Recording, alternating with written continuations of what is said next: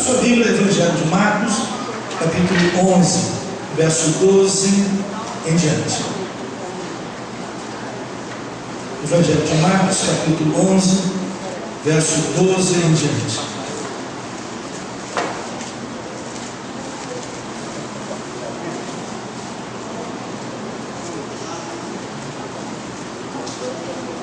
Quem já achou, diga amém. Amém.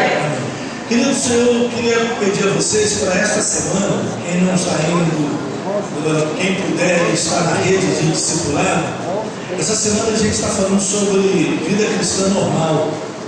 E no estudo dessa semana a gente tem uns desafios para os nossos professores, de modo que se vocês têm algum discipulado, não falta não. Se você faltou, vem domingo na escola bíblica, na administração aqui, com os professores. Eu não vou estar aqui, mas o pastor João vai estar, a bispa e mais a turma aí. Tá bom? Amém, pessoal? Acharam, queridos? Quem achou, diga amém? Amém. E no dia seguinte, quando saíram de Betânia, Jesus teve fome. Vendo de longe uma figueira que tinha folhas, foi ver se nela acharia alguma coisa. E chegando a ela, não achou senão folhas, porque não era tempo de figos. E Jesus falando disse à figueira: nunca mais coma alguém fruto de ti. Os seus discípulos ouviram isso e vieram a Jerusalém. E Jesus, entrando no templo, começou a expulsar os que vendiam e compravam no templo, e derribou as mesas dos cambistas e as cadeiras dos que vendiam, e não consentia que ninguém levasse algum vaso pelo templo. E os ensinava dizendo: não está escrito, a minha casa será chamada por todas as nações casa de oração? Mas vós a tendes feito covil de ladrões. E os escribas e príncipes dos sacerdotes, tendo ouvido isso, buscavam ocasião para o matar, pois eles o temiam, porque toda a multidão estava admirada acerca do seu ensino. E sendo já tarde, saiu para fora da cidade. E eles, passando pela manhã, viram que a figueira se tinha secado desde as raízes. E Pedro, lembrando-se, disse-lhe: mestre, eis que a figueira que tu amaldiçoaste se secou. E Jesus, respondendo, disse-lhes: tende fé em Deus, porque em verdade vos digo que qualquer que disser a este monte: ergue-te e lança-te no mar, e não duvidar em seu coração, mas crer que se fará aquilo que diz, tudo o que disser lhe será feito. Por isso vos digo que tudo o que pedirdes orando, crede que recebereis e tê-lo-eis. E quando estiverdes orando, perdoai. E se tendes alguma coisa contra alguém, para que vosso Pai que está nos céus vos perdoe as vossas ofensas. Mas se vós não perdoardes, também vosso Pai que está nos céus vos não perdoará as vossas ofensas. Diga para o irmãozinho que está do seu lado, fala assim: o que impede a tua oração não é a tua falta de vontade, não é a sua preguiça, é falta de perdão. Deixa eu explicar para você. Eu não estou querendo acusar ninguém aqui de falta de perdão. Porém, uma boa quantidade de pessoas não consegue orar porque simplesmente tem no coração mágoas guardadas e já faz tempo. Enquanto as mágoas estiverem guardadas no coração, não poderá sair da sua boca palavra de oração, porque você não vai conseguir ter autoridade para fazer. Por isso que ser crente é muito difícil. Porque, meu irmão, como é duro para uma irmã que de manhã cedo, quando estava fazendo café com o marido, só porque ela fez o café um pouquinho mais ralo do que o normal, ele diz que ela é uma burra e não sabe fazer café. E aí sai dando patada a todo lado. Isso estou falando de homem, né? Porque tem mulher que dá patada também. E dá patada pior. E aí uma pessoa fica magoada desde amanhã. E esse tipo de coisa que acontece no nosso dia a dia gera frustrações e mágoas. E se a gente não aprender ao longo do dia e da vida da gente aquilo que nos faz imediatamente perdoar, nós não conseguiremos orar naquele dia. Então, Primeira coisa que eu estou querendo te dizer e te compartilhar essa noite: se você quer que Deus ouça as suas orações constantemente, aprenda todo dia a perdoar pecados dos outros, porque todo dia alguém vai aprontar uma coisa contigo. É um motorista do ônibus que vai vir um ônibus vazio, você vai fazer sinal, o cara vai olhar para você, vai olhar para a sua cara e vai embora. E você vai ficar pau da vida, porque, meu Deus do céu, agora eu chego atrasado, cara, esse cara só daqui a 40 minutos que vem outro homem e o cara ainda olhou para mim. Aí você vai ficar praguejando, amaldiçoando e vai levar aquilo no coração. Pronto. E o diabo arma de todos os modos para a gente não ter o privilégio de orar. Então olha para o irmãozinho de novo e diga para ele: retira a autoridade do diabo da tua vida. Todos os dias.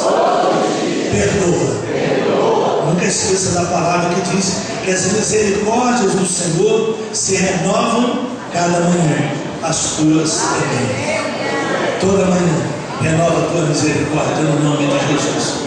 Quero, com base nisso, dizer algumas coisas para você dentro desse texto da palavra de Deus. Jesus vai para Betânia, saiu de Betânia, vai para Jerusalém, e algumas coisas importantes que eu quero narrar aqui, porque esse texto é muito grande, e ele tem uma pancada de ensinos dentro dele. E eu vou destacar alguns e compartilhar com vocês.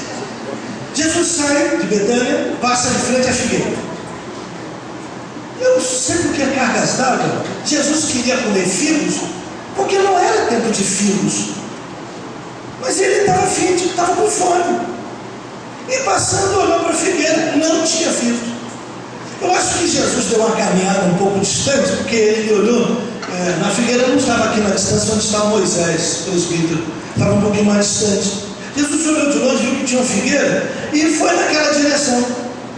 Mas chegando lá se decepcionou, porque continuou com fome, porque não tinha figos. E aí Jesus, naquela ânsia, chateação, nunca mais passa fruto de ti, ninguém nunca mais vai comer de você. E foi embora.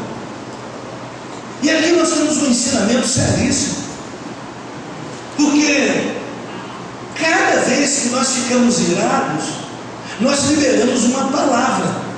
E temos que tomar muito cuidado quando liberamos a palavra, porque no caso de Jesus, ele sabia para onde liberar a palavra. No caso daquela figueira, o que ele profetizou e determinou irado, produziu uma secura na figueira. Assim, muito cuidado quando você fica decepcionado com alguma coisa, e diferente de Jesus, não amaldiçoa apenas uma figueira, amaldiçoa gente. E vira para a pessoa, vira com o filho, que você ficou irado, amargurado, teu filho aprontou que não devia. Menino, quer saber uma coisa, menino? Você vai ser uma besta quadrada. E isso é seríssimo, porque eu quero compartilhar com você essa noite que as palavras que são liberadas da nossa boca, quer sejam boas, quer sejam más, elas estão determinadas a serem cumpridas. E temos responsabilidade pelo que falamos, porque Provérbios diz que há duas coisas que não podem ser seguradas. Podem ser lançadas, mas não podem ser seguradas. A primeira é a flecha lançada, não dá para segurar mais. E a palavra dita, não dá para voltar atrás. Então nós temos que ter um certo autocontrole na nossa vida com as coisas que nós falamos para as pessoas. Nós vivemos um tempo onde as pessoas que assistem Big Brother, que assistem determinadas programações, aprendem que o negócio tem que ser direto, tem que falar a verdade e falar da cara. E aí esse negócio de falar a verdade, às vezes a pessoa fala que não deve. Olha para mim e fala assim: não gosto de você é feio. E tem determinadas verdades que são desnecessárias, minha gente. Onde é que você vai falar para o seu marido e falar uma coisa para o seu marido, ou seu marido, você falar para a sua esposa uma coisa que vai feri-la prontamente, e depois você não vai colher o resultado, meu filho. Você vai colher o resultado que você falou e não vai colher o resultado que você está planejando com ela. Então a gente precisa tomar muito cuidado quando a gente fica irado por qualquer circunstância, porque essa experiência de Jesus nos ensina que podemos ficar irados, mas tem que tomar cuidado. Porque quando ficamos irados e proferimos uma palavra baseada nessa ira, ela vai produzindo um efeito. Por exemplo, Você tem um carro. E aí você está andando de carro e infelizmente o carro fura o pneu justo na linha vermelha, na hora que está chovendo, no engarrafamento. Não tem troço pior. Graças a Deus, isso nunca vai me acontecer. Não vai me acontecer porque eu sempre vejo se o pneu está bom. Mas eu já estou profetizando que nunca vai acontecer. Eu já estou profetizando. Mas tem jeito, o cara anda com um carro já com aço do pneu à mostra. E para completar, anda sem step, Pedro. O que ele tem não é macaco. Não estou falando com você não. O que ele tem de macaco não é macaco. É esquilo. Não consegue levantar nada. E aí, irmão, o cara está andando. O que acontece? Quando fura o pneu, ele desce, aí ele pragueja contra o carro. Essa desgraça. Pronto. Você sabia que quando você profere uma palavra desse tipo, aquilo que você proferiu vai ser sempre uma desgraça. E isso com a tua geladeira, e isso com a tua máquina de lavar, e isso com o que você tiver. Por isso, quando você tiver a máquina de lavar e ela parou de funcionar, calma! Na raiva, grita e diga, em nome de Jesus, Deus vai me dar uma outra. Mas nunca diga, oh miséria, essa desgraça de máquina que esse homem me deu. Pronto. O técnico vai tentar consertá-la e nunca vai conseguir, porque você já proferiu uma palavra de maldição. Diferente de Jesus, ele estava irado porque queria comer e proferiu para a figueira, mas fez mal sua figueira. Então tome cuidado com as palavras que você profere no momento da sua ira, porque suas palavras podem matar uma figueira ou pode matar uma pessoa. Então, em nome de Jesus, irai-vos e não pequeis, é o que a Bíblia diz. Não é pecado ficar irado, mas não peque quando você ficar irado. Amém, pessoal? Segunda coisa que a gente aprende nesse texto aqui, Jesus entra na casa do Senhor e os caras estão vendendo pão, porque lá no templo era mais ou menos assim. Na casa do Senhor, não se pode, imagine que o nosso dinheiro aqui é o real, né? Mas vamos imaginar que o nosso dinheiro é o dólar. É o dinheiro que é usado aqui na igreja para dar a oferta. Não aceita outro dinheiro aqui na igreja senão dólar. Não vai sair daqui da igreja dizendo que eu falei que aqui só aceita dólar, tá bom? Eu estou só usando um exemplo. Então, quando você chega na igreja, você não está com dinheiro em dólar para ofertar. Aí o que você faz? Você, na verdade, tem que ir no meio do caminho, tem que fazer um câmbio e trocar o dinheiro. O que eles faziam? Hoje, no Brasil, o dólar está mais ou menos, o estudar aqui está mais ou menos, $1 está custando R$2, que na verdade é R$1,96. Eu vou colocar $1 custa R$2. Mas aí, o Wagner, que é muito sem vergonha, o Wagner bota uma banquinha ali fora para cambiar dólar. E o dólar que o Wagner fornece custa R$3. E se o cara, quando sai da igreja, quer pegar real de volta, ele vende de novo o real, o cara dá o dólar e ele devolve em 50. Né? Caramba, isso é uma diferença enorme. Pois é isso que acontecia lá em Jerusalém. Os caras roubavam descaradamente na hora de fazer câmbio. E na hora que eles iam comprar o bezerrinho para ofertar, todo mundo comprava bezerrinho na área, enfim, nos lugares onde vendiam cabritinho, cordeirinho, o preço normal era R$100. Mas se o cara não comprou nos mercados aí fora, eles chegaram desesperados na igreja. Ah, meu Deus, eu tenho que comprar um bezerrinho para oferecer aqui. Quando ele ia comprar, 200 dólares. Exploração. Era isso que acontecia. É o que aconteceu recentemente aqui no Xerém. Vendiam água normalmente a R$5, R$7 o garrafão de água. Aí passou aquela chuvarada, acabou com a casa de todo mundo e não estavam mais podendo entregar água na região. Os exploradores estavam vendendo um garrafão de água a R$ 25, roubando da sua própria gente, aproveitando-se da desgraça dele. É isso que acontecia no tempo.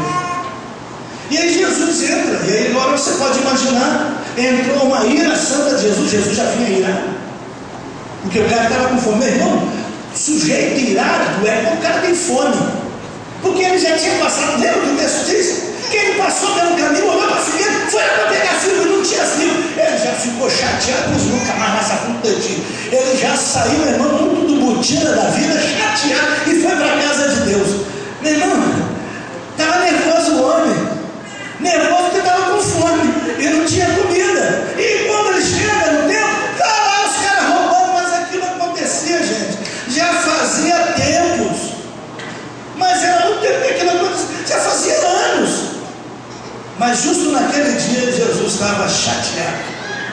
E quando ele estava chateado, ele meteu o pé nas mesas. Você imagina Jesus entrando na igreja? Imagina Jesus chegando na cantina ali. Que negócio é esse aí? Bolo de cenoura na igreja, refrigerante.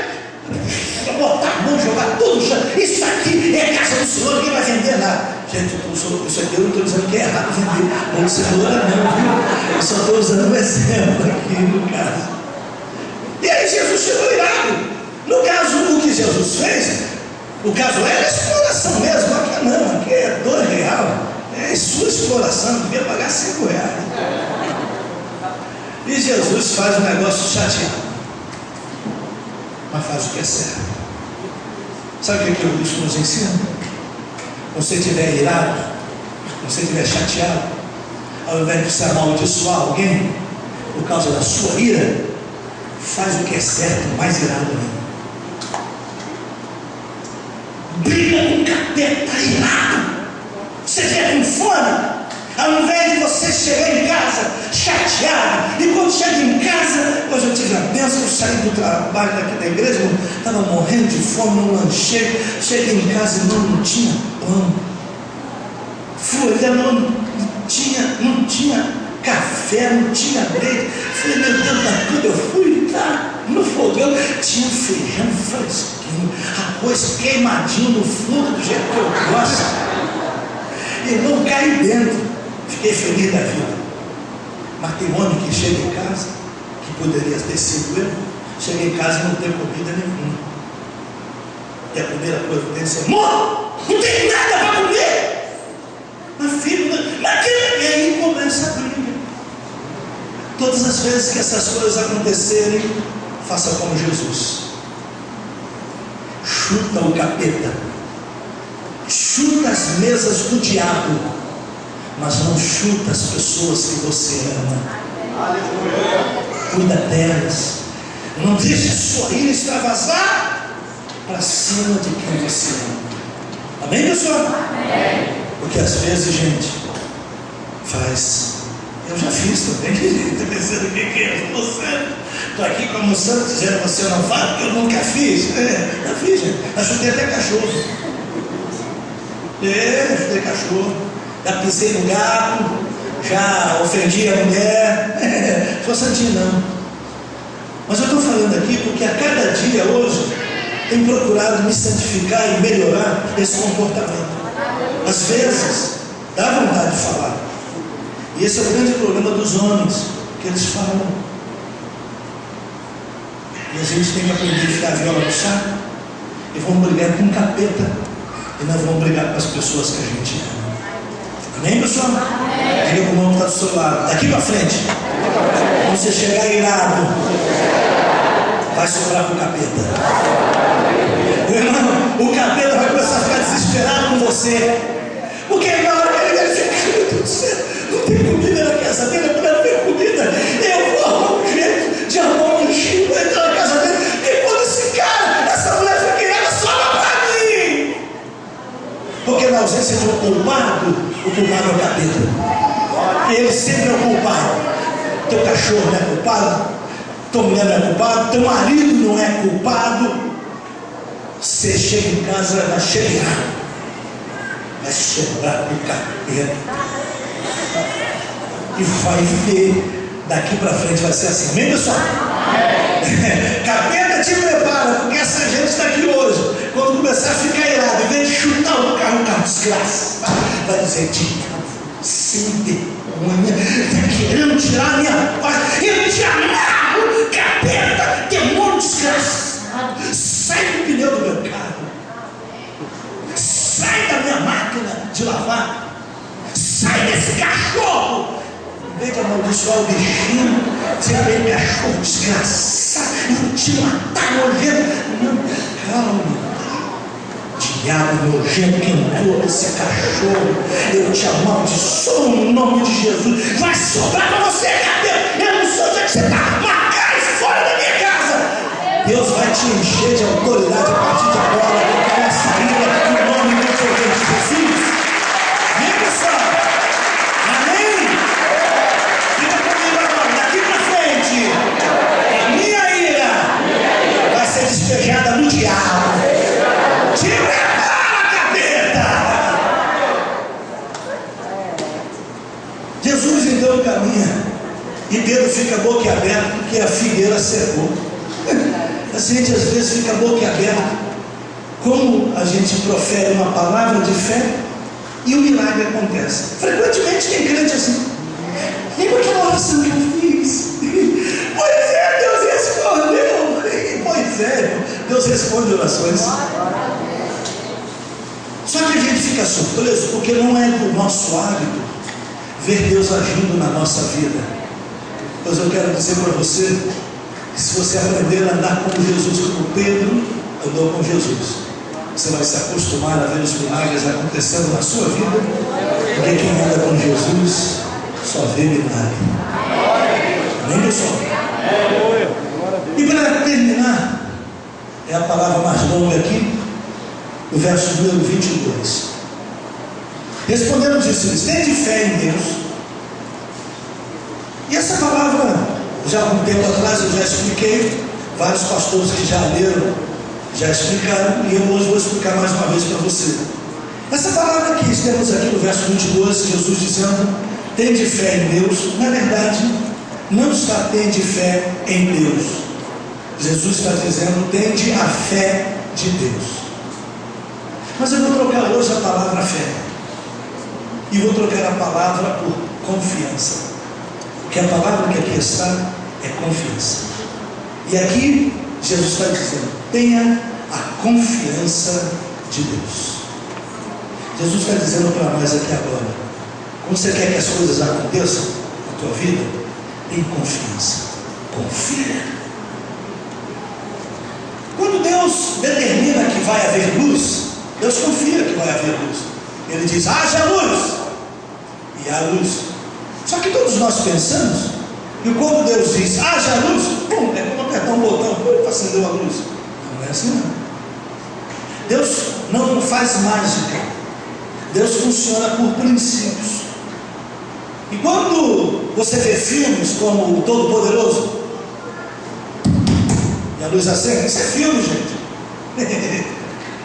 Isso acontece em casa que tem computador, onde toda a casa é controlada por sistema de computação, ou a iluminação é controlada por sistema de computação. Aí você diz: apaga, acende, aí acende, só botar o mecanismo. Ou então fazer mágica como faz no filme. Mas normalmente não é assim que Deus funciona. Deus segue princípios. Quais princípios?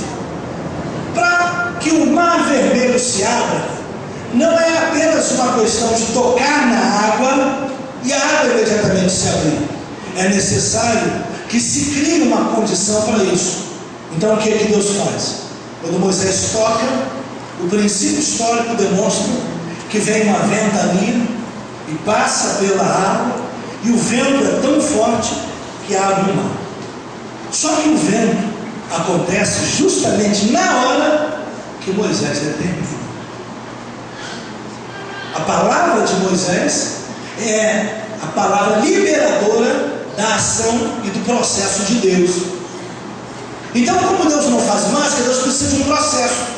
Para abrir o mar, precisa de uma ventania e soprar muito forte, a tal ponto que o mar se abre. Para flutuar o machado, tem um princípio. O princípio não é simplesmente Eliseu dizer, flutua, não. Eliseu tem que usar de um artifício para gerar o milagre. Ele pega um pedaço de madeira, toca na água, porque a vara na mão de Eliseu simboliza a autoridade. E quando Eliseu toca na água, o machado flutua. Ninguém nunca viu o machado flutuar, mas no caso de Eliseu flutuou. E no caso de Jesus, andou sobre as águas. Quando Deus dá uma ordem para que haja luz, obedeceu-se um princípio no universo para que a luz fosse gerada. Eu estudei sobre o assunto e foi necessário que moléculas no universo se reunissem em determinados lugares, e uma grande quantidade de moléculas de hélio começaram a se unir e se chocar, e gerou uma energia que propiciou luz. Você sabe qual é a palavra para sol em grego? Você sabe qual é? Não sabe. Se você soubesse, você era professor de grego. Hélio. Hélio quer dizer sol. Então, o sol ele é todo feito de hélio, porque o hélio, ele em fricção, ele produz energia incandescente e gera iluminação. E foi assim o processo da criação da luz. Deus deu uma ordem e o hélio começou a se unir. Não o hélio aqui da igreja, não. É marido da base, não. Mas os átomos de hélio começaram a se unir, e nesse processo, que dizem alguns que levou milhões de anos, para mim pode ter levado um dia ou uma hora, porque Deus é poderoso para fazer abundantemente além daquilo que pedimos ou pensamos, segundo o seu poder que em nós opera. E Deus gerou a luz, mas seguiu um processo. E nesse caso aqui, a fé, ela tem um processo, e que eu quero te compartilhar uma coisa. A fé é um sentimento que está no coração, mas que precisa ser exercido para fora. Ou seja, fé não é apenas um sentir. Fé é um ato resultante de um sentimento no coração. A fé não é algo que está no coração. A fé é um somatório do que está no coração e do que nós exercemos. A Bíblia diz, cremos, por isso falamos. A fé requer prática. A fé requer uma ação. No caso de Jesus, quando ele determina, nunca mais nasça fruto de ti, Jesus dá essa ordem e ele acredita, ele confia que o negócio vai acontecer. Só que a planta não seca de uma vez. E aqui volto lá à história da bispa, quando a gente morava lá no terreno, no quintal do Zé Vieira. Zé Vieira? É Zé Vieira, né? Morava no quintal lá do Zé Vieira, do Zezinho, e tinha um pé de manga lá, e a mangueira era aguada, desenchavida. E a Eusênia foi lá e botou a mão na árvore e disse, eu só vou tirar manga doce desse pé. Eu repreendo essa, não sei se foi essas palavras que ela usou, mas eu estou aqui parafraseando. Eu repreendo essas mangas desenchavidas e sem gosto. Daqui para frente só vou tirar manga doce. E nunca mais tiramos manga desenchavida. Mas isso não aconteceu num dia. O que aconteceu? Aquelas mangas desenchavidas caíram tudo do pé. Porque estava tudo desenchavido. Caíram do pé, foram embora. Na próxima mão, quando veio mais manga, aí as mangas vieram todas docinhas. Um processo de Deus.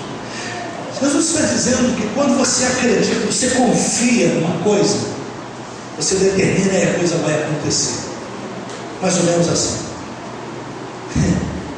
Quando a gente fica doente, e não deveríamos ficar doentes, porque de acordo com a Bíblia, praga alguma chegará à tua tenda, mas infelizmente chega.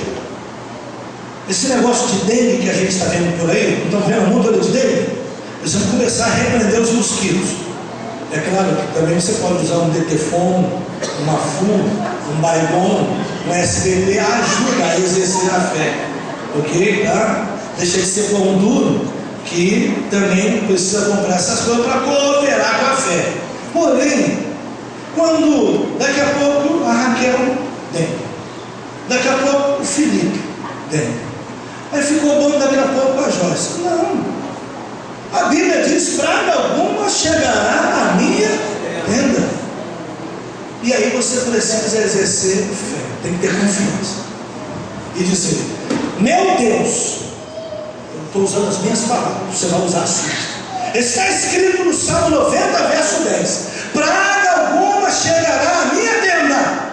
Eu não aceito essa dengue deu na minha casa. Eu rejeito essa dengue na minha casa. Para por aí, sai demônio da minha casa, no nome de Jesus. E se quiser, repete mais umas 10 vezes, até você acreditar. Porque às vezes a gente repete, fala um negócio, mas não acredita. Repete de novo. Alguns anos atrás, irmã Albertina, membro da nossa igreja em Santa Cruz da Serra, irmã Albertina tinha um problema de diabetes, somado a um câncer que começou a corroer ela. E ela estava com 68 anos de idade, era vizinha da igreja, e eu fui visitá-la para orar, e algumas vezes que eu a fui visitar, orei com ela e coisa e tal. Até que um belo dia eu cheguei na casa dela, depois de orar e ministrar cura, e cheguei na casa dela um dia, e a gente estava conversando, ela começou a chorar e disse: pastor, eu estou vendo meu caixão entrar em casa. Eu falei: alto lá! Pode voltar, caixão! Eu não te aceito aqui! E eu virei para ela e disse: irmã Albertina, era Albertina também, irmã Albertina, está escrito no Salmo, aquele lá é no Salmo 91, verso 10. Salmo 91, verso 10, praga alguma chegará à tua tenda. E aqui também é Salmo 90, verso 10. Lá, praga alguma chegará à tua tenda, é Salmo 91, verso 10. E aqui, Salmo 90, verso 10. A duração da nossa vida é de 70 anos. Se alguns pela roubos chegam aos 80, o resto é canseira e enfado. Eu falei: Albertina, está escrito isso, você só tem 68 anos de idade, você não vai morrer de uns 70. Queridos, essa é uma palavra para todos. Você talvez você pergunte: mas por que tem alguns crentes que morrem antes dos 70? Eu não sei, isso é problema deles com Deus. Eu só sei que eu não vou morrer, e se eu estiver perto de você, eu vou determinar que não vai. A palavra diz que a duração da nossa vida é de 70 anos. Meu irmão, e não vai chegar aos 70 anos aquele jeito. Estou dizendo esse pensamento. Mas ele está com aqueles cabelos brancos lá de velho, mas não vai chegar cambaleando. Vamos chegar tudo firme. Vocês não vêem o exército, 70 anos de idade aqui. O exército tem tendência para ter barriga, não vai ter barriga. Bom, mas eu quero dizer para você, querido, é que eu dei essa ordem a ela e falei para ela: irmã Albertina, está escrito na palavra que a maldição da lei é a enfermidade, e toda a sorte de enfermidade. Está escrito lá no Deuteronômio capítulo 28, do verso 15 em diante: por não ouvires os mandamentos do Senhor teu Deus, sobre ti virão essas maldições, e uma das maldições é a enfermidade. Entretanto, Albertina, no texto de Gálatas capítulo 3, 13, está escrito que Cristo nos resgatou da maldição da lei, fazendo-se maldição por nós, logo você não tem doença. Então, Albertina, você vai repetir isso, nem que seja 200 vezes. Vou escrever para você. Eu escrevi para ela, e a Albertina ficou repetindo aquele trem. E a Albertina morreu aos 74 anos. Quando ela me mandou chamar de novo, porque estava doente e estava passando mal, eu não fui, porque eu sou profeta. E o Espírito Santo já tinha me dito: não vai, deixa que ela vai. A fé dela já foi suficiente. Igual um dia que eu estava aqui orando na igreja, e foi mandado um pedido de oração pelo Jorge, Diácono Jorge, esposo da casa, me mandou um pedido de oração para uma pessoa que estava no hospital. Quando eu peguei o pedido, eu comecei a orar, o Espírito Santo falou: já morreu. E eu parei. Não sei se alguém lembra, uma vez eu estava orando aqui para uma pessoa, e no meio da oração, né? Deus, está nas tuas mãos. Eu ia determinar a cura do sujeito, parei. Está nas tuas mãos, Senhor. Mas o Espírito Santo falou comigo: ele já morreu. Mas como é que eu vou falar para o culto aqui e dizer para o Jorge: eu posso orar porque a pessoa já morreu? Não dá para fazer isso, né, irmãos? Igual a mãe da nossa Daniela, esposa do Jefferson. Ela, depois de 16 anos de idade, infelizmente a enfermidade voltou e infelizmente a matou. E me foi pedido para ir à casa dela para orar e ministrar a cura sobre ela. E o Espírito Santo me disse: não vai. Não vai. Ela não vai ficar mais. Eu já tratei com ela e não vai mais. E aí eu fico quieto. Não sendo isso, gente, eu vou pela palavra. Deus não me falou nada. Eu vou porque está escrito. Mas não está escrito aqui. Meu pai foi do mesmo jeito, gente. 68 anos de idade, meu pai começa com uma ziquezinha aqui na barriga, um trem aqui, um trem ali. É, meu filho, você se prepara, meu filho, que seu pai vai morrer. Está chegando a hora, eu alto lá, pai. Salmo 90, verso 10 está escrito que a nossa vida é dizer: meu sono vai morrer antes dos 70 anos. O senhor vai passar nesse trem. Repreende isso aí, pai. Meu filho, repreende isso aí, meu pai. Você imaginou eu falando assim com meu pai? E meu pai repreendeu o negócio. E meu pai morreu com 79 anos de idade. Filho, o que eu quero te dizer é que exerça autoridade. Deus te deu autoridade baseado na palavra. Se você disser a figueira, irada, ela vai secar. Se você disser para o teu carro irado, ele vai estragar. É melhor você dizer para o capeta e dizer para a doença: doença, sai da minha casa. Miséria, sai da minha casa. Agora eu vou te dizer algumas coisas que não funcionam na tua ordem.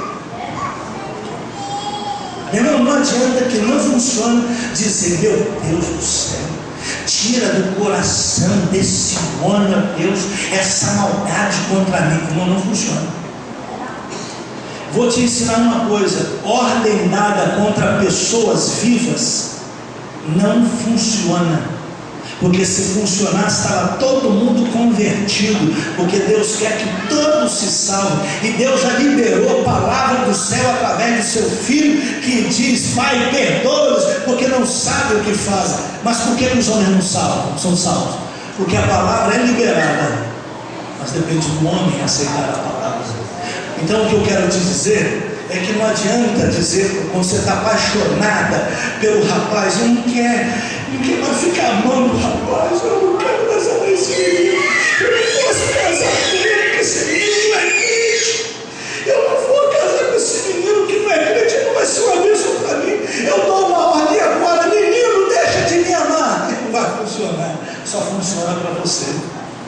Você pode dar ordem para você, mas não funciona para os dois. Porque se funcionasse, irmão, que tinha gente matando um ao outro aí, não é brincadeira não. Mas quando eu digo para o mar e digo para ele: desgraça de homem, quando eu falo isso, eu libero que um demônio venha desgraçar o mar. Porque as palavras que eu profiro dão liberdade para a ação dos demônios. De modo que daqui para frente suas palavras deverão ser de impedimento à ação dos demônios. Daqui para frente você vai começar a dizer: espírito de miséria que entrou na casa da minha mãe, espírito de miséria que entrou no coração desse homem e que faz com que esse homem me trate mal. Eu ordeno: espírito imundo que enche o coração desse homem de maldade, sai dele, em nome de Jesus. O demônio vai sair. Se o cara continuar praticando maldade, é porque o cara é pior do que o capeta. Sim, gente. É até uma piada engraçada, mas tem casa que o diabo chega na casa e diz: é ruim eu entrar aí. Mas por que? É ruim eu entrar. A mulher fez uma culpa para entrar nessa casa. Tá louco para entrar nessa casa. Tem gente aí pior que eu. Eles vão acabar comigo. E tem casa que tem gente que o demônio tem medo. Porque os caras são muito maus. E aí, meu irmão, não tem palavra que converta. Mas como não são muitas, você aprenda a ordenar que o demônio saia. Então, dê ordem para que o demônio de enfermidade saia da tua casa. Quando o espírito de miséria começou a entrar dentro da tua casa, dá ordem para esse demônio sair. Para na porta da tua casa. Meu irmão, não seja maluco. Vai na porta da casa e diz: espírito de miséria que entrou na minha casa, sai por essa porta, sai. Chega na janela, sai. Pela janela, eu não autorizo por essa janela. Vão pensar na tua casa que você ficou maluco, mas é melhor que pense que você ficou maluco e veja uma figueira secar, porque imagine quando os discípulos olham para Jesus que para debaixo na frente da figueira. Imagina os discípulos de Jesus quando Jesus para na figueira: nunca mais nessa fruta, Pedrinho.